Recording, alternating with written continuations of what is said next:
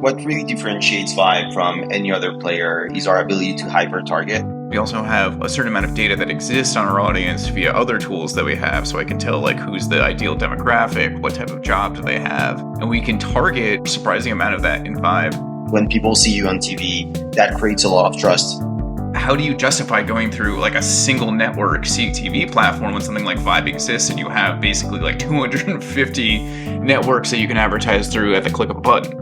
When you want to do performance, you want to have as much inventory as possible and as much transactional data as possible. And Vibe, as today, has the largest footprint in terms of inventory. Most of the solutions that you'll find on CTV buy inventory first. Vibe buys identity first.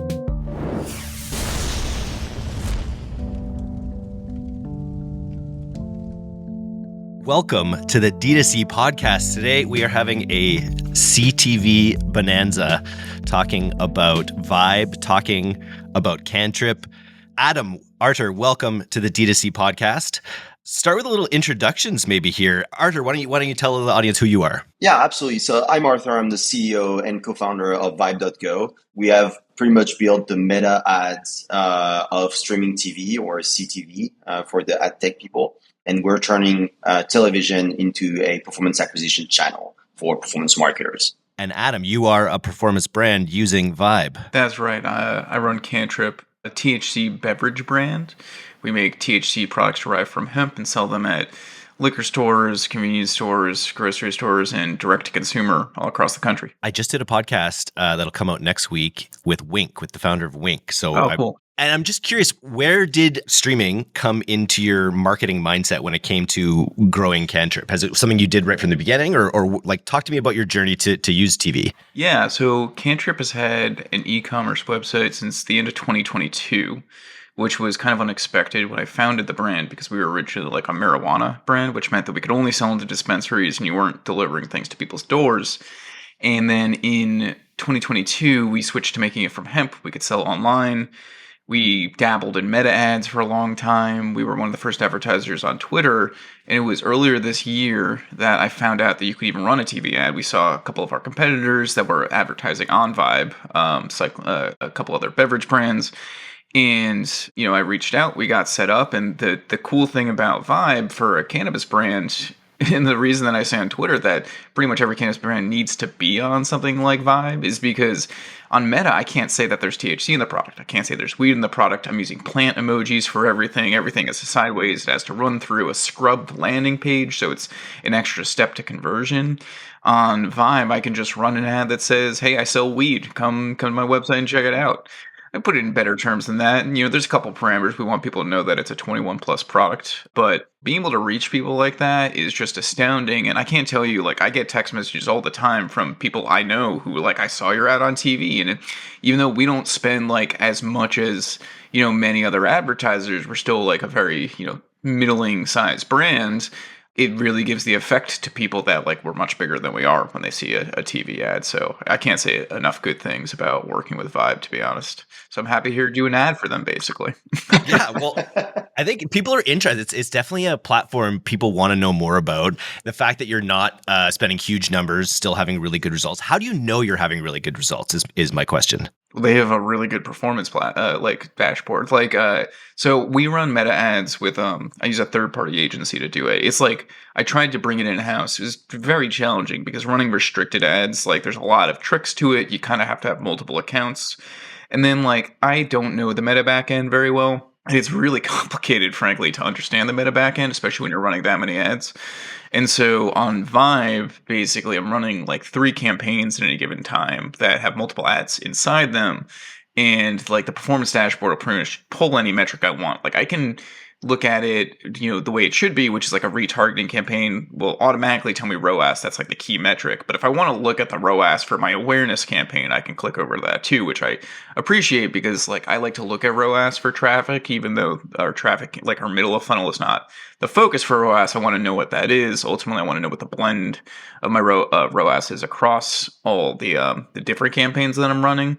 And Vibe makes that pretty easy to see from a dashboard perspective. And then they have pretty good customer service to help me understand Anyways, like I can't stress enough. Like I'm like not a CEO native to direct to consumer, so like I didn't come into this industry pre-built with the knowledge of like what CPC or CPM meant. I had to learn a lot of that over the last couple of years, and so having some people who are qualified and can help me understand things. They also allow like built-in custom audiences, which has been a real cool tool, which I'm sure Arthur will talk more about later. But there's been a lot of functionality, and while like performance is varied week to week, as things always do. I can see a lot of different stuff broken down. Like I could see different creative performances. It's actually pretty easy to set up. Originally, I had like 7 campaigns set up because I had one different one per advertisement. I realized that was not necessary. So yeah, to answer your question, performance dashboard is actually functional, and I don't need like a third-party built platform like I do for Meta just to understand what my daily spend and ROAS is. And are you mainly driving people to store in regions where you have a good distribution setup? So we drive people to our direct-to-consumer website. I'm hoping I'm also driving people to store. Most places that we sell on the ground, we do sell direct-to-consumer as well. But our business is actually only like 10% direct-to-consumer. Like we do 90% of our stuff at brick-and-mortar retail. And while I don't have any CTAs in these ads that specifically say go to store, we probably will experiment with running some of those in the future because like certain geos, we have like incredible concentration of brick and mortar locations, and certain geos they're a lot sparser. So where it's sparser, typically I'm trying to run more of a order through our website ad, and certain geos, I will run campaigns that focus more on its availability in store, but usually I'm only doing one or the other in ads. The thing is, like driving people to store, much harder to tell how that's performing, and so like I am usually hesitant to run ads like that just because you don't actually know what the performance is. At least I haven't found a way to do that yet. Arthur, what makes Adam and Cantrip like an ideal customer? What are they doing with the platform that you think is right on? Yeah. From a like general like view, what really differentiates Vibe from any other player is our ability to hyper target. So we have buyers profiles basically. We don't use third-party data or anything like that. It's solely our own data that we build. And we have, just like Meta, like a buying history. And that allows us to do some pretty strong recommendation based on all the campaigns that we have running. We now have like thousands of campaigns running in parallel. So it's really like being an e-com brand at the end of the day and recommending like the right product. That's what makes us very different and allows us to be hyper-targeted, and that's what works really well for Cantrip as well. It's like making sure that we're targeting people who are buyers of those kind of products. And then there is a specificity for THC brands. Of course, THC, there is a reason why like Meta and Google don't want to advertise these kind of brands because it's more sensitive, and it's what we call a sensitive category. And so basically Vibe works directly with all broadcasters and like streaming apps and all this kind of thing. And very early on, we could tell, of course, that it was a massive opportunity for us to let THC brands advertise on TV. And so very early on, we set up like specific deals with specific inventory with all those publishers, streaming apps and those kind of thing to be able to run those kind of campaigns. And I mean, Adam, that would be a horrible experience for you to go toward like every single streaming platform to negotiate like just being able to give them money basically. Whereas like we've done that work, and that's why we've of course been successful in that sensitive category as well. And I like your approach. We were talking in the pre-interview about our histories with DSPs, and this is way back in the day, but whenever I was working with like large amounts of inventory from a bunch of different sources, they were always asking me to you got to spend across all these channels, you got to spend across all these platforms, and then we're going to see what hits, and we'll really drill on that. But by the time you've done that, you've lost most of your budget. It hasn't worked. So you guys have a different approach where you're sort of like hyper-targeting. Adam, I'm interested from your perspective. You don't have to give away your whole targeting profile, but what kind of stuff are you like? How are you finding THC lovers on TV? Yeah, well, I mean, it definitely depends on what kind of product profile you are, right? Like you said, you had Wink on the podcast a few weeks ago. They're a slightly different position brand, right? A lot of the brands are pushing towards health and wellness, but Cantrip, we're mostly sodas, so we're pushing a little bit more towards like we have a really high quality flavor profile. People really love like the actual quality of our product more than just the effect of it. And so that kind of buckets for me really well into the craft beer audience. People who are more focused on something a little bit stronger that is really focused on a high level of quality that goes into the product. I'm an engineer by background, so I do a lot of formulations too. I've been doing that for a long time. So people really, that resonates with a lot of people. The other thing is we also have a certain amount of data that exists on our audience via other tools that we have. So I can tell like who's the ideal demographic, what type of job do they have. And we can target actually a surprising amount of that in Vibe. What's funny is I just onboarded AppLovin as like, because they just opened to the public. And I went in, and it's like targeting options for that is literally just geography. Like I can't even put age on there. And I had to email them and be like, guys, you can't be serving my ads to 13-year-olds. Like, let's make that very clear.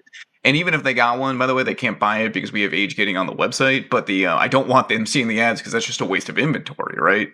So the targeting in Vibe goes down to like you can target people who have like what specific occupations, specific income ranges across multiple networks. And so we look for a lot of lookalike audiences, and then Vibe was kind enough to build a THC beverage audience for their THC consumers, and so that one pops in. But like the default for most is, like I said, that health and wellness channel. We decide to target other channels because we're not as health and wellness oriented as other THC brands might be, and that allows us to have like a little bit clearer of a lane. And there's even like vapors is like an audience there. And then they have a lot of retargeting options because Vibe integrates directly with our Klaviyo. So we can also trigger certain events. We can put people who are on our email list who have seen a Vibe ad onto a specific list and then retarget them with TV like, hey, about that THC drink you saw on TV, that type of thing. So there's, tremendous functionality above and beyond like a lot of other platforms I've seen.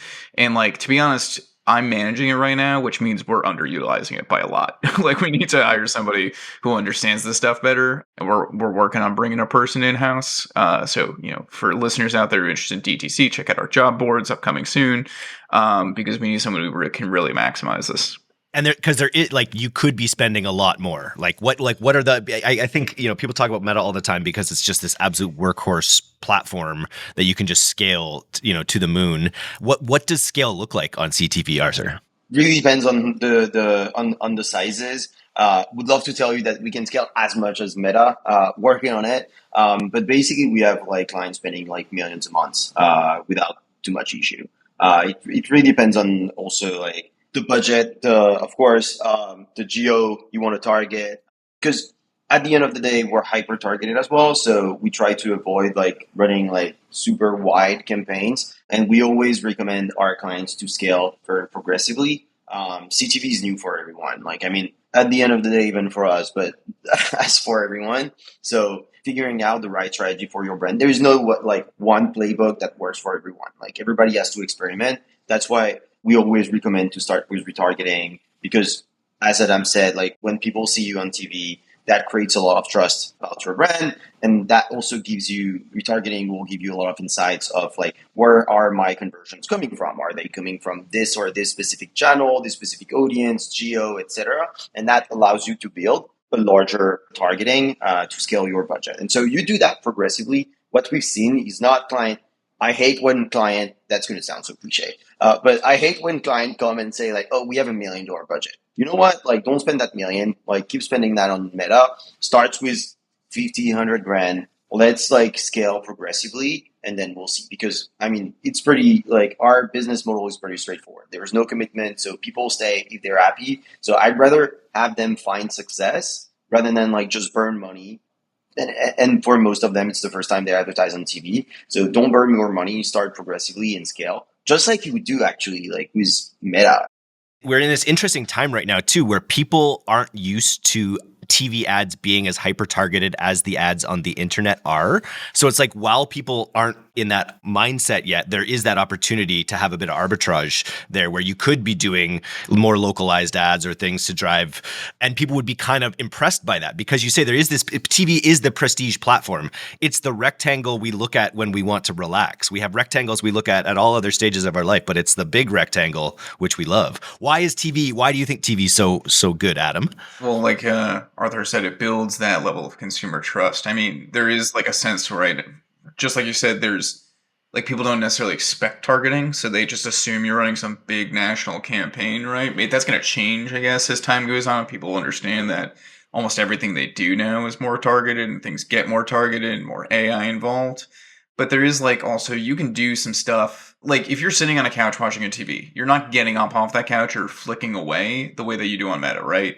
Like Meta, I almost never run anything that's more than like 10 seconds long because people aren't usually going to stick around for that depending on the type of content.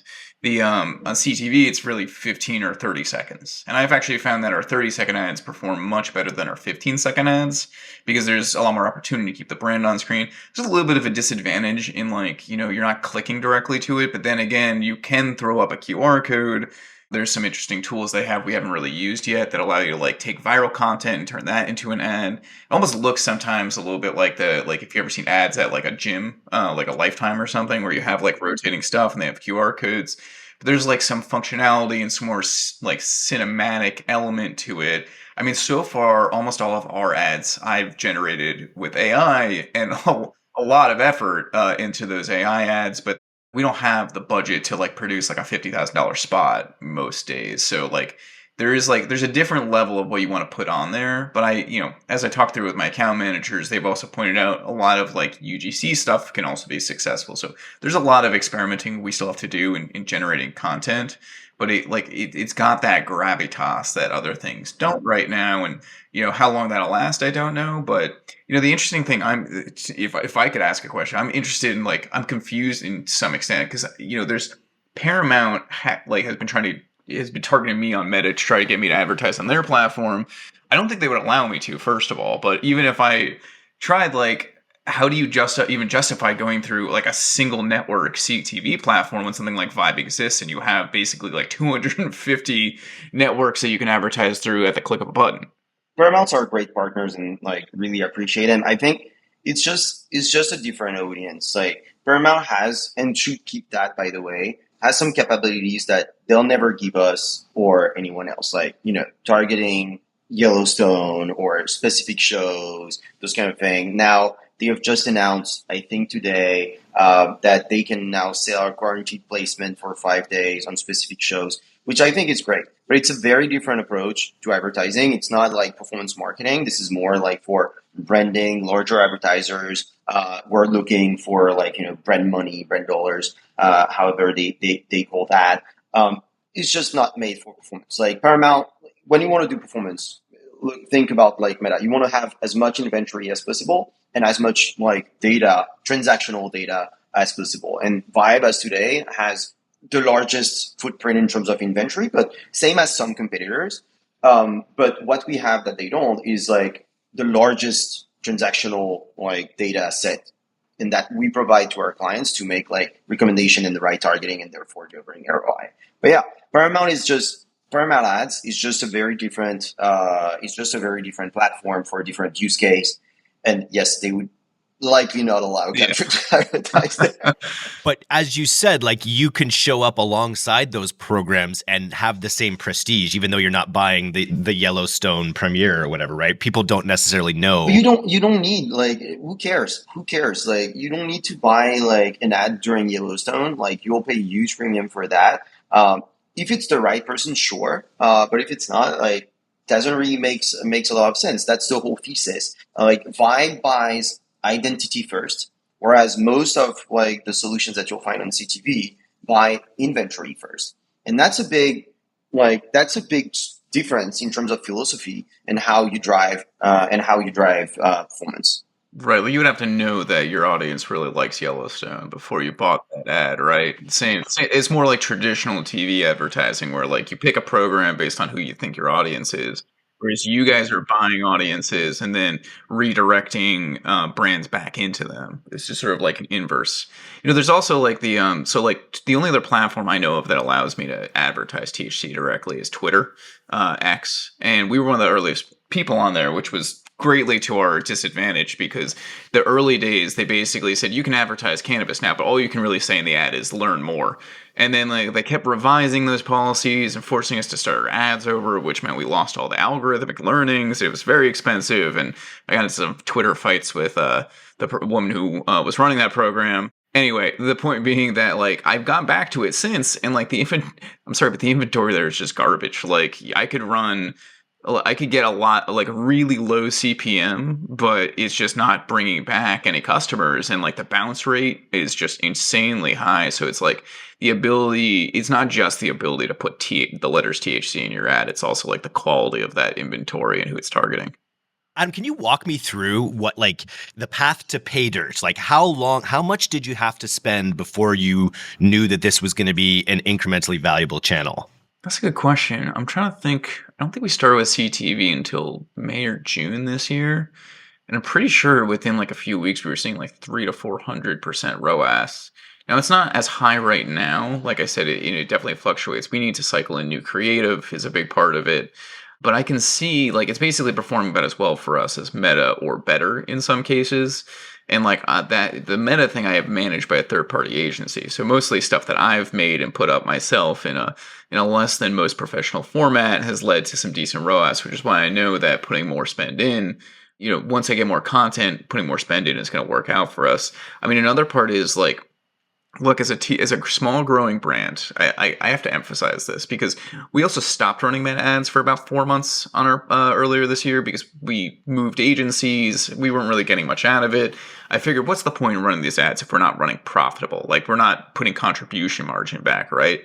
But there is a point in running advertisements besides contribution margin. It's not just brand awareness, but it's also like excitement and feeling like there's an effort going on from your team, your customers, your retailers, even your distributors who, retailers and distributors complain about direct to consumer a lot, but they also do want that ecosystem to exist. In fact, most of them, when you speak directly and not to their trade lobbyists, will say that they do want some amount of like meta advertising and whatnot, because that's how people see ads now. Like running a print campaign or a big out of home campaign doesn't do as much as like the billboard effect you get from running meta ads. So when I started plowing, $20K a month into Meta and another, 10 to 15 into Vibe, my staff was more excited. My retailers were more excited. My distributors were more excited because they're like, you guys are everywhere when I open my app. I don't have the heart to tell them this because they're already in the funnel because they talked about Cantrip out loud. But the point being that like they get that effect, and it's not just the gravitas. People see these advertisements. They're like, this brand is out there doing something, and they're big enough to actually spend on doing something. So like Vibe matters, if only for that reason for us right now. The ROAS is nice, but we still have a lot of work to do. But I also know that like, I've talked to every hemp beverage brand, as every other hemp beverage brand. I've talked to all of them. Most of the ones I've talked to are doing very well in CTV. So I don't know that any of them are doing badly because weed is a lot easier to sell when you can say it's weed. Wait, did you just say, I don't want to sound paranoid, but did you just say my TV's listening to me? Yeah. I don't know if your TV is, but your phone sure as hell is. And then like your phone is going to tag you in a funnel that puts you right back into everything else. Like everything leads, like I don't know all the pathways, but everything leads to everything. You pass by a billboard that I serve you, I'm going to get an ID back. We're running a rideshare advertising campaign in Jersey City right now. And all of those IDs get fed back into a system that then serves them programmatic advertising. So like, any exposure at all to a brand is going to put you in their funnel somewhere. Can we talk about creatives a little bit more? You mentioned using are you talking Sora? Are we using sort of? Well, so I have to use a huge mixture of things to make anything worthwhile. Like a lot of ads I've created, and we use some of them on Meta.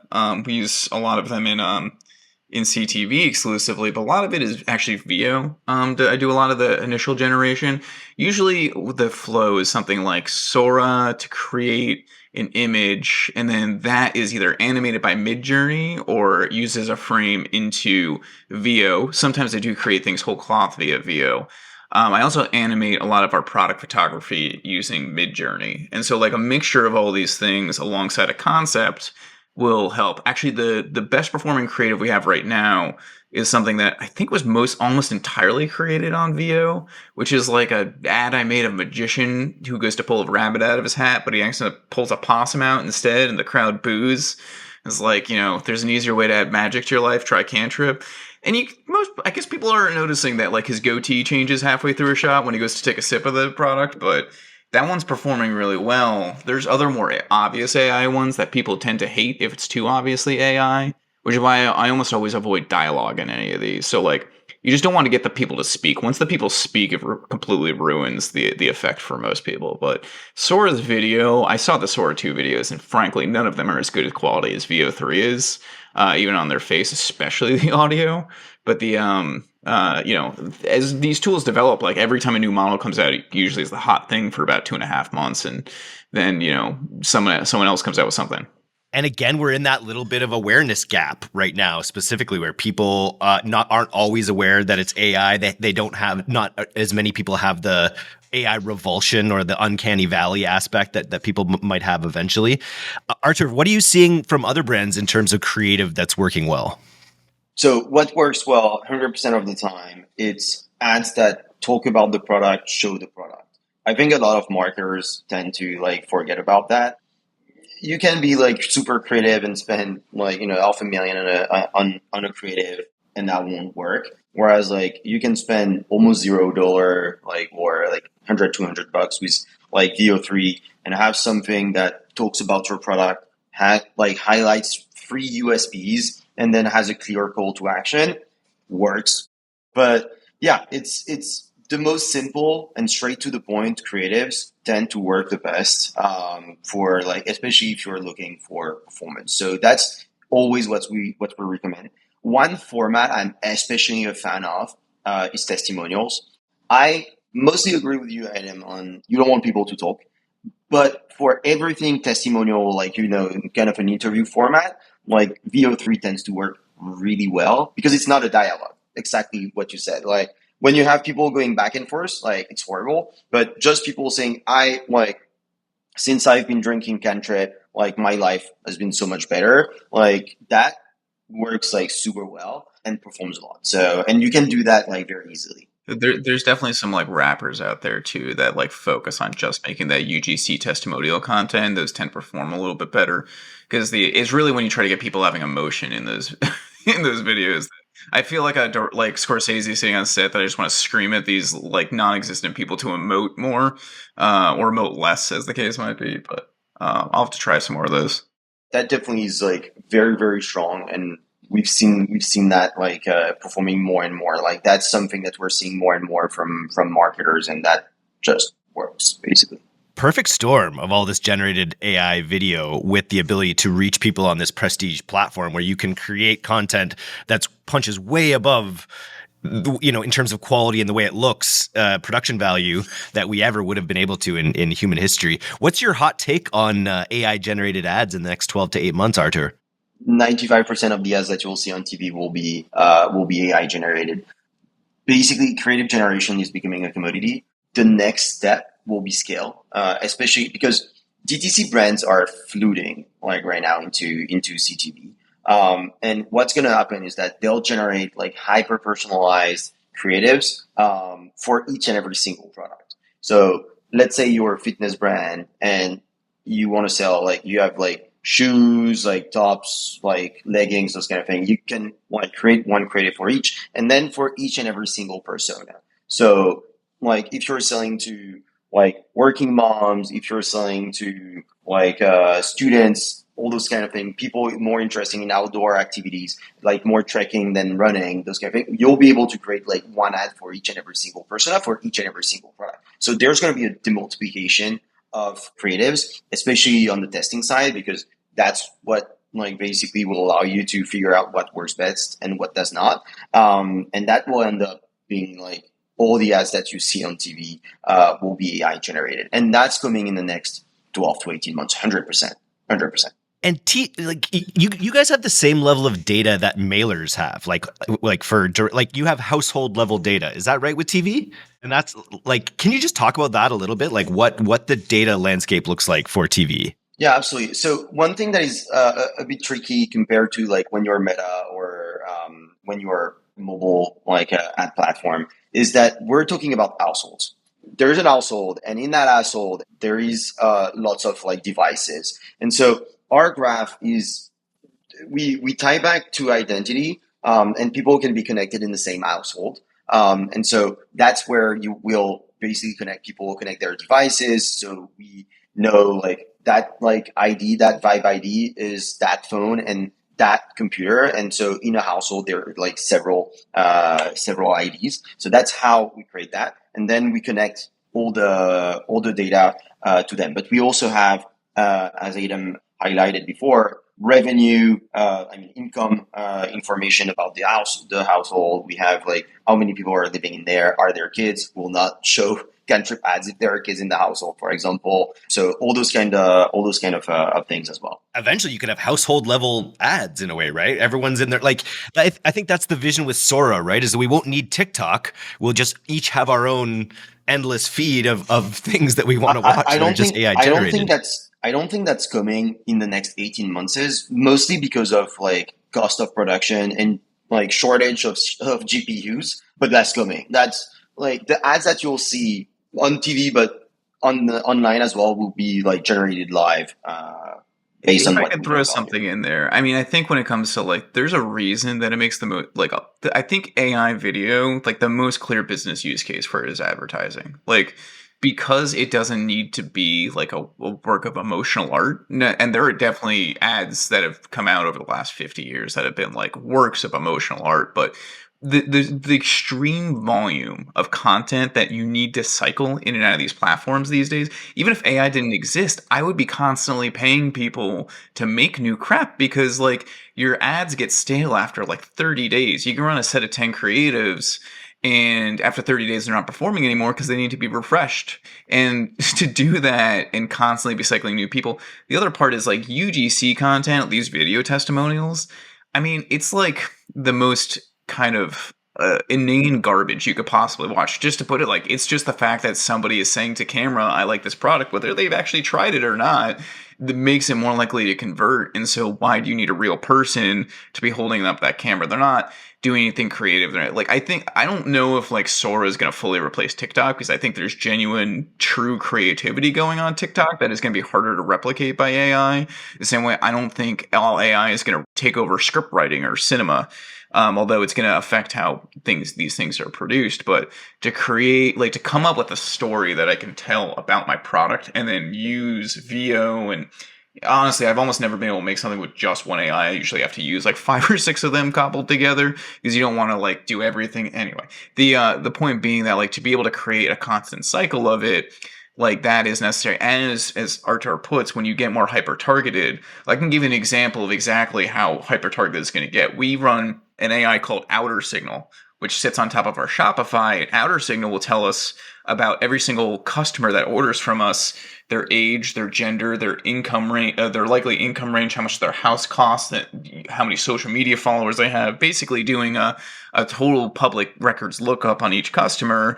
And then we can retarget them with, like, if they're a doctor, I can actually set Vibe to like target one specific ad for people that live in New Jersey that are doctors, and like retarget the crap out of, individuals that already come through our Shopify. So like the amount of bottom of funnel to middle of funnel stuff you can do, and then put that back in your top of funnel and say that's what my audience is just like, if people can start to figure out how to automate all this stuff, it's going to get kind of crazy. So if you're listening, you probably got to get on vibe.co and start innovating. You said your growth story has been kind of crazy, Artur. Can you just give me a little, like, in a nutshell, what the Vibe growth story has been like? Yeah. We've started really operating. We've built the platform in 2022, and we launched it in January of 2023. In 2023, we did 16 million in revenue. Last year, we did 46 million, and we'll do a bit more than 100 million. We're currently at 140 million run rate. So yeah, and the reality is, I mean, there's no trick in it. Like, my clients, again, like, they stay if they're getting results. So that's pretty much like 100 million results. Like, like there's no commitment, no, like, it's just people spending because they're getting ROAS from their ad campaigns. And we're super proud of that. I just did a podcast I was telling you guys with Stella. Hey, Stella. Hey, a media mix management, media mix modeling platform for clarity and performance marketing. And I asked him what platform punches above its weight the most in terms of incrementality. And without hesitation, he said streaming. He said the CTV. So it's an idea whose time has come. And like we were talking about, there is even another halo effect that's happening right now as people don't realize how targeted these ads are, how much power you have with AI. So now is really the time for CTV, it feels like. And MMM or incrementality is a great way of also assessing the exact performance that you're getting, because there is direct performance, but then there is the impact that you're getting on your meta campaign, on your search campaign, on your influencer marketing campaign, on pretty much anything. And so, like TV has that halo effect, as you said. And so incrementality allows for measuring the full value of TV. So for us, it's the perfect timing because CTV and streaming TV is ready, like to be hyper targeted. We're enabling that, but there's also that new wave of incrementality measurement from DTC brands that actually shows that CTV and streaming TV drives like actual performance and actual like return on ad spend. So for us, it's the perfect momentum. And then Adam, what's your, obviously it sounds like you want to hire someone. So first of all, shout out to anyone in the D2C audience. What are your main action items, even following this for Q4 on in the TV space? Yeah, I mean, we got a lot of, like I said, content that we need to generate to get up and start running more top of funnel stuff as we get closer to Black Friday. The funny thing is, like I said, we're only a 10% direct to consumer company, and we're pretty limited because we don't ship to every state. So New York and California and Colorado and Arizona, four of the biggest states in the country, are off the table for us.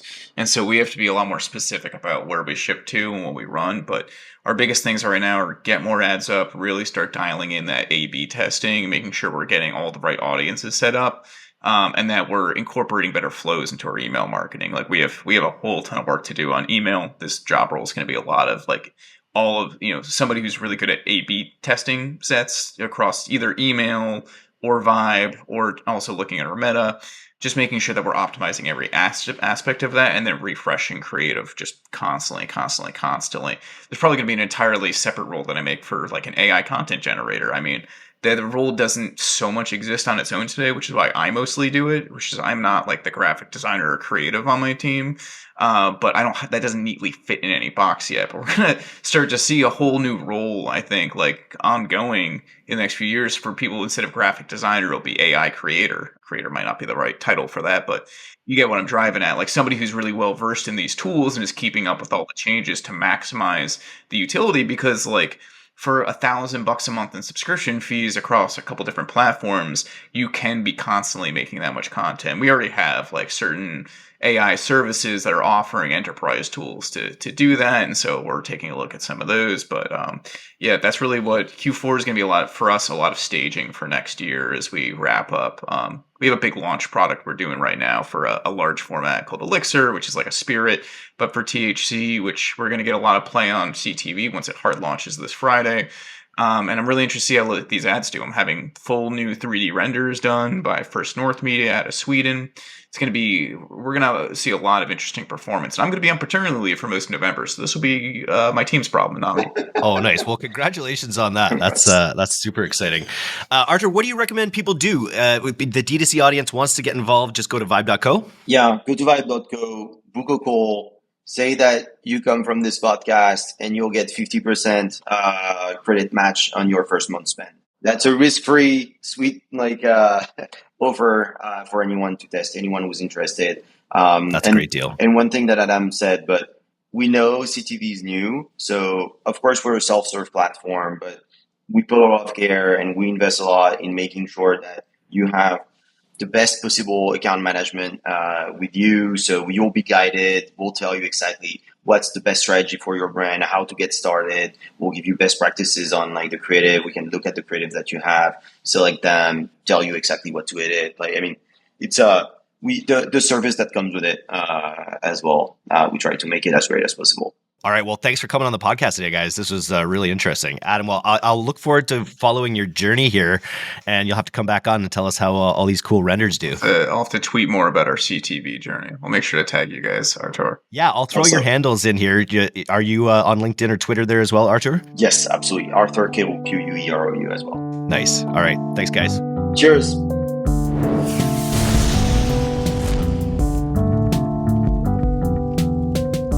Thanks so much for listening to today's episode. If you're not a subscriber to our newsletter, you can do that right now at directtoconsumer.co. I'm Eric Dick, and this has been the D2C Podcast. We'll see you next time.